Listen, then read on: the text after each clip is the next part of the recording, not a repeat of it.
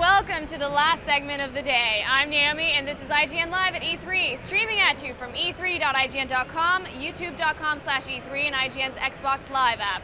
Right now, we're going to head back to crazy awesome universe of the Elder Scrolls and check out its brand new MMO.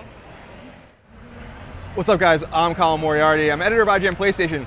I'm here with ZeniMax Online's Paul Sage, and we're here to talk about the Elder Scrolls Online, so thank you so much for joining me. Oh, thank you for having me. So let's just get right into it. What is this game that you guys are working on right now? So this is Elder Scrolls, absolutely, and this is the first time you've been able to play an Elder Scrolls in 20 years with your friends. So, you know, that was the thing that really we wanted to do, was make it the most, I would say it's the most accessible online game that's going to be out there. You're going to be able to play with your friends. You know, it's great for the social interactions that we're trying to set up. That's the big thing, is really getting your friends in, meeting new people. You know, it's a lot of fun. Cool. Yeah, as you said, this isn't only, you know, obviously this is the first MMO in the series, but it's also the first time someone can play with someone else. So was that a hard challenge to meet? I mean, the series is known for its single-player pedigree. So it's a challenge that we kind of relish, right? So you know, there are things that you're going to see from Elder Scrolls games, like world interactivity, that you've come to expect, and you know, we'll have classes in the game, but those classes, the great thing about them is it kind of makes each person special. So it allows players to kind of stand out from other players, and there's so much customization as you go through the classes. It's like, okay, great, I'm not just this type of class, I'm actually something a little different and special. Okay, so let's get down to the nitty-gritty. Obviously, the Elder Scrolls, there's several games, they all kind of take place in different parts of this world, the same world. So where does the MMO take place? So each Elder Scrolls game has taken place inside Tamriel, but this is, I think, the first time where we've really spanned all, you know, just kind of the breadth of Tamriel. So there are places that you haven't seen in 15 years, like, let's say, Daggerfall or Wayrest. And then there are places, you know, that you've been to more recently, like Skyrim or even Morrowind.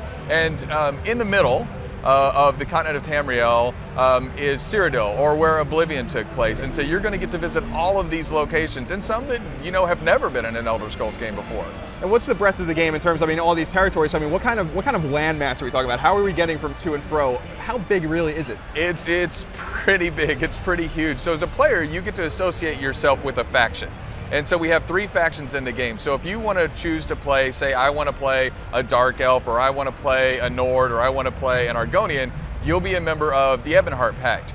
And these factions, the way they work is they're vying for control of the Imperial City in Cyrodiil, right? So the factions are trying to do one thing, which is they're actually trying to crown the Emperor for their faction. So players actually get to choose a faction. So you get to choose kind of where you want to play in the world. Okay, so the character creation, obviously you talked about the 3 factions. Walk me through when you're creating a character. What are you seeing? What kind of classes do you get to choose from? What kind of stats do you get to manipulate? All that kind of stuff.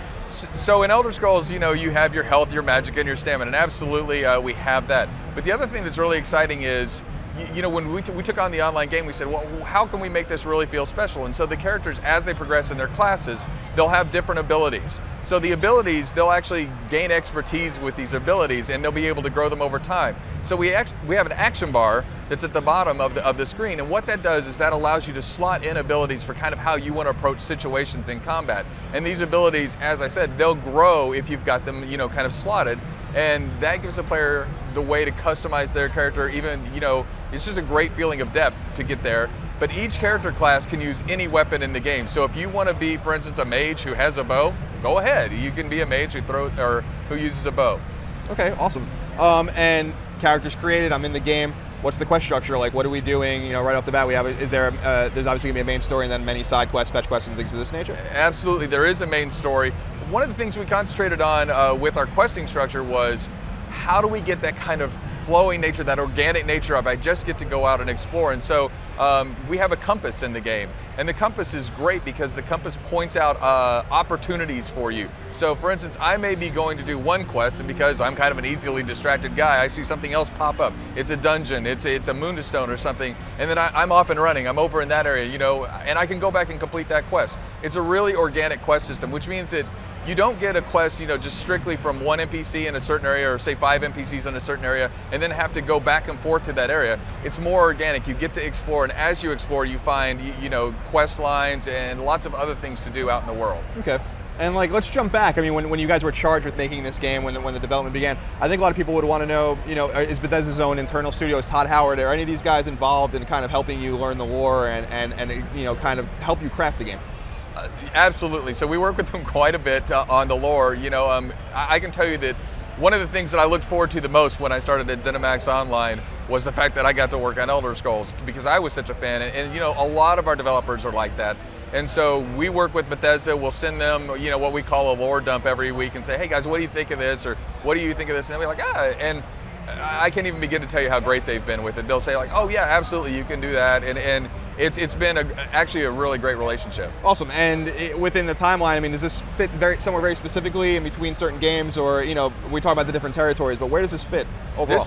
This is 1,000 years before the events took place in Skyrim, and so it's roughly 800 before what happened in Oblivion. So this is quite a ways back, which it was a period of unrest, and so for those people who know the lore really well, it was a great time because there wasn't an emperor at that time, and so people are vying for that emperorship, like I mentioned. So this is an especially, I would say, opportune time for us to set our game in. Okay. And in terms of MMOs, I mean, there are several on the market. Some do better than others. What about this MMO other than the Elder Scrolls name? What is going to draw the MMO player in, say, away from World of Warcraft or even Star Wars or something like that?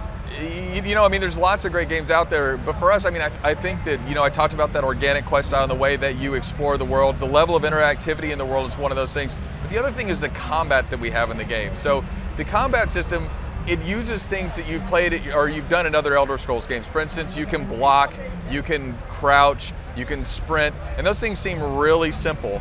But when you start pairing up like the fact that I can block at any time, the fact that I can hold down a button and charge up an attack, and then I can just move out of the way. And so we've removed some of the interface elements to make it so that the player really sees the combat. So, I think the combat is one of those things, how active and interactive it is, that's really stood out. Okay. And Elder Scrolls Online obviously is still in development, but do we have a time frame on when we can expect it? It'll obviously come only to PC, I assume? Actually, it comes to PC and Mac. You can play on a machine that's up to 5 years old. I mean, we want to make sure everybody can play. So it'll be out in 2013. Awesome. Thank you so much for joining me.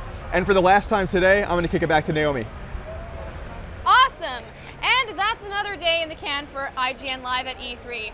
However, we're far from done because tomorrow will be a brand new day. On the schedule are games like Metro Last Light, Epic Mickey 2, and Aliens Colonial Marines.